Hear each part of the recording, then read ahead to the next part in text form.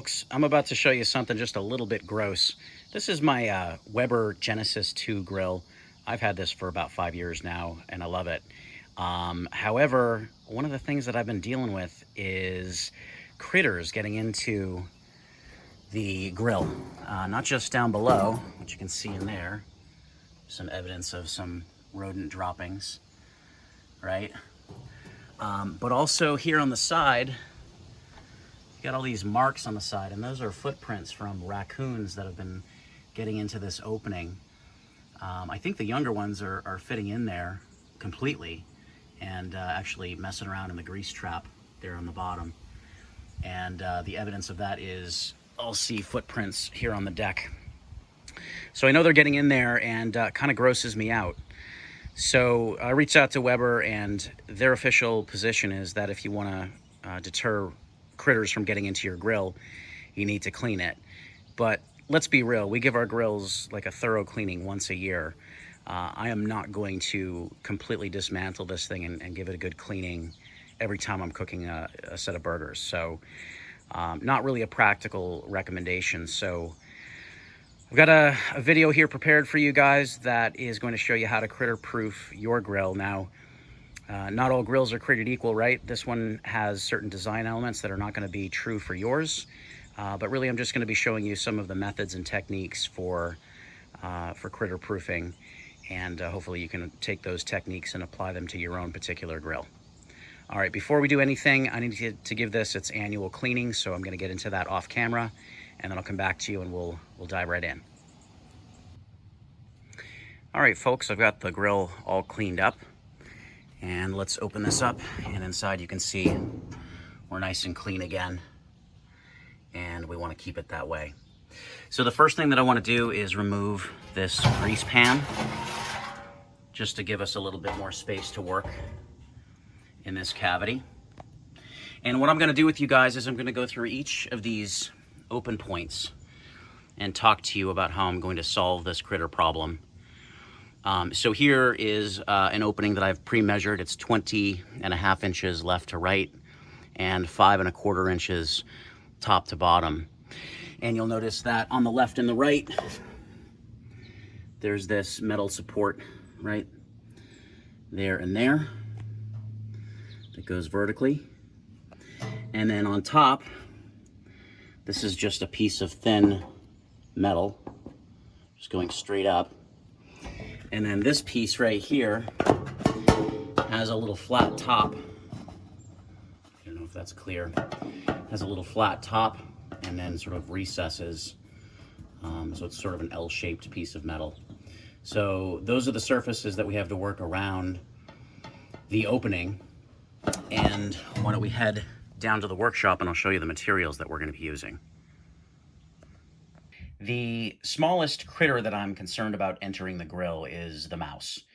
And mice are really amazing creatures. They can flex and flatten their bodies to fit into openings as small as a dime, which is super tiny, meaning there are lots of areas of intrusion in a grill.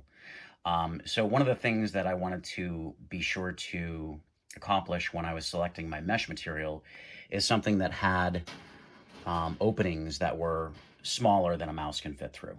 And so this material that I've selected here is suitable for that purpose. Mice cannot fit through these openings. I did think about using solid materials, but I acknowledge that engineers are likely smarter than I am.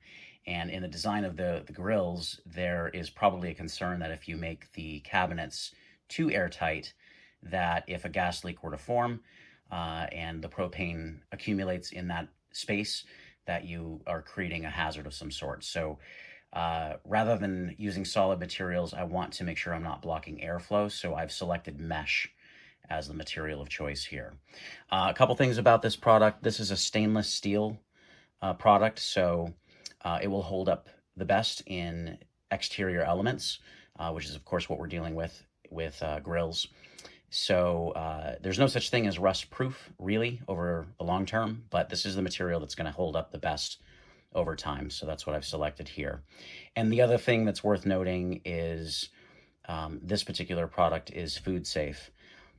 So when you have materials that are in superheated spaces like in a grill, you want to make sure that they're not producing any sort of harmful chemicals that are entering your food. So that is really less relevant for the first opening that we're going to be working on here, but there are some openings within the grill itself where that becomes relevant. So in this particular mesh is sold as a 2-pack, and I'll be providing links to all of these products that we're talking about in the description, so you guys can potentially order them for your own projects. There are also 2 different types of fasteners that I'll be using. The first I'll show you here is a stainless steel self-drilling screw. Once again, stainless steel because it's going to hold up the best under the elements. What I love about self-drilling screws is that effectively the tip of this screw is a metal-rated drill bit, right? So that prevents you from having to pre-drill any of the openings where these screws will be used. And then once the threads take over, it sort of sucks in tight. So we'll be using these on, you might recall the vertical elements that I talked about, where it's sort of this rectangular tube, I suppose you'd say. It's hollow inside. So this will get through that sort of outer layer, and then the threads take over. And then the other is a stainless steel nut and bolt, which would be the fastener of choice for certain attachment points. So I thought it would visually show up a little better if I used masking tape to mark this off.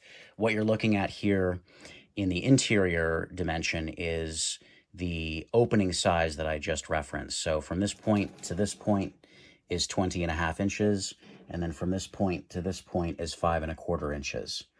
But I can't cut this piece to that opening. I need some extra material so that I can bend it and then attach it to the frame around the opening. So what I'm doing is I'm adding approximately 1 inch of material outside of that. And that way, once this is all cut out, I can bend it into shape. So the tool of choice for this particular project is a set of tin snips. If you don't have these, they're a great tool to have if you like to tinker. So maybe pick a setup of these up. You can use scissors, but you will likely ruin them. These are really more suited for heavy-duty cutting. And this is a pretty rigid material. You can bend it with your hands, but it's pretty durable, so any mouse attempting to get into this is not going to be able to do a thing. But anyway, I'll just show you here. Just run down right about there, we'll say.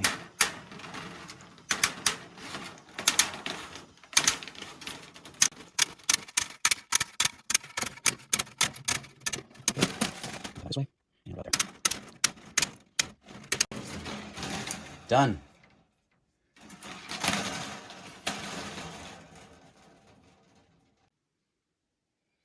Let's do the easiest bend first, and to assist, I'm using this piece of shoe molding, right? So it's a 1/4 round, but most importantly, I just want really, for this bend, a nice 90-degree angle.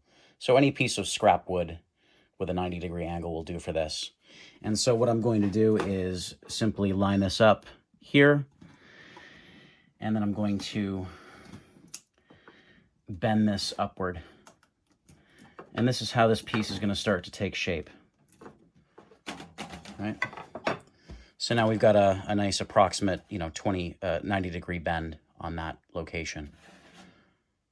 So I'll do the same for the other side.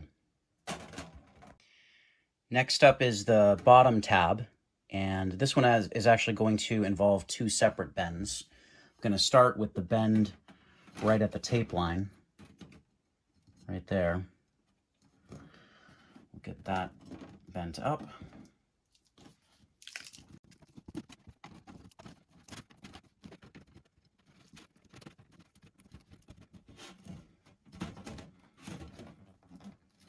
All right, there we have it.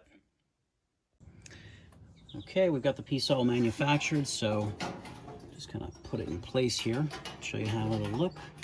All right, so it'll go something like this. And next we're going to be talking about screwing this all together. However, one of my attachment points is right here on the inside, and I don't have enough headroom here to get a drill in there. This particular panel right here can be removed with 4 screws. So I'm going to take the whole panel off and attach first the bottom here, and then I'll attach the sides and the top. All right, we've got the clamps in place just to hold everything together while I'm putting this together, and we're going to now use the self-drilling screws to button this all together.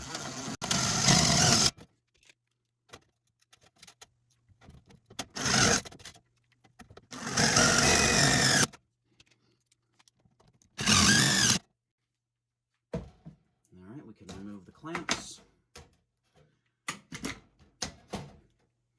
And now we get into this second bend here. So we're just going to fold this over just so that the wires aren't sticking out, and it's a little bit of a tidier look.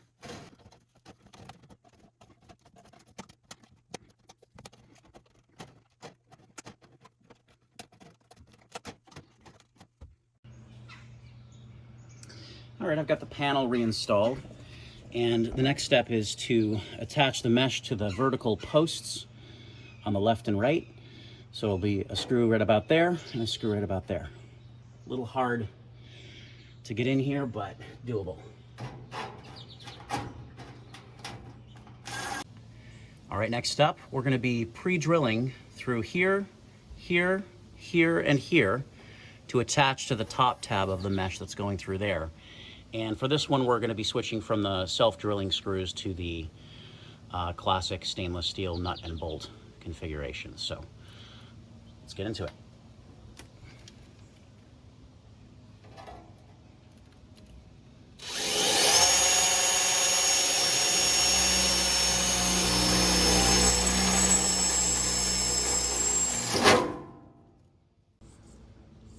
All right, all the holes are pre-drilled and got the bolts in place. This is the last one to tighten down. And there you have it.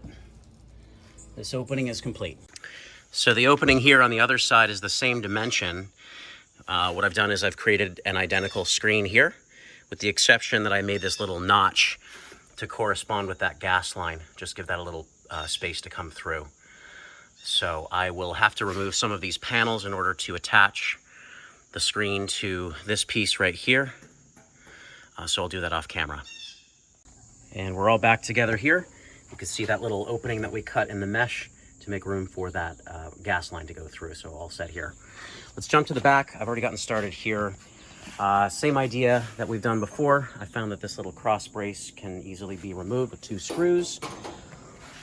This panel right here I took off and attached the mesh to it in the same way that I've done with the previous ones. The main difference is that this time I sort of did a little 45-degree bend here. And what I'm going to do is now hammer this part right here down flat with this piece. And we're going to drive some self-drilling screws through there and then put the cross brace back on. There we have it. The cross brace is back on. That part's all set. Let's swing over to the next large opening that we have to deal with, and it's underneath this control panel. This is the last of the large openings, and if you look up in there, you can see it actually goes all the way through into the interior of this cabinet. So this configuration is a little funky, and I think what I'm going to do is make use of these existing bolts there and there. I'm going to undo those, and I'm going to take this little bolt out as well. There's another on the far side, and I think I'm just going to fit this piece that I've made, just an L-shaped bend on this long piece, and I think I'm just going to fit that whole piece underneath there and then use those existing screws and holes to secure it in place. I'll point out that this particular piece was a little longer than the dimension of the mesh that I had, so I stitched 2 pieces together here just using some wire, and I think that's going to be sufficient for this location. This one doesn't have to be quite as pretty because it's underneath and concealed. I just picked up on something that's going to make this a little bit easier. These knobs are just friction fit and can be removed like so. I've already taken this little screw out here. And what I found is that if I take these screws out here and here, that the whole assembly sort of pops off like that. All right, and that's going to give me a little bit better access to these bolts to complete the installation. In fact, that's kind of critical to complete this installation, access to these bolts. All right, so I made a small modification to the mesh. Right where these flanges are, I made a vertical cut on the back end so that this mesh could fit up snug in place. And then I secured it back in place with the 2 bolts that I had removed.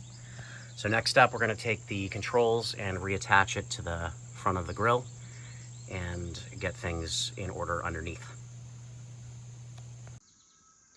All right, I've got the controls reattached. Here's how it looks underneath. So that's nice and secure now. And this is the last of the large openings in the grill. So for these large openings, we've been using lots of screws and bolts to fasten the mesh to the frame, with the idea that some of those mid-sized critters could potentially pull on the mesh and try to use their strength to open it up. So we've got that extra security there. But moving forward, we're going to be talking about smaller openings. So our main concern here now is mice from this point forward. And we don't have as much concern for mice pulling on the mesh and actually breaking it because they're quite weak.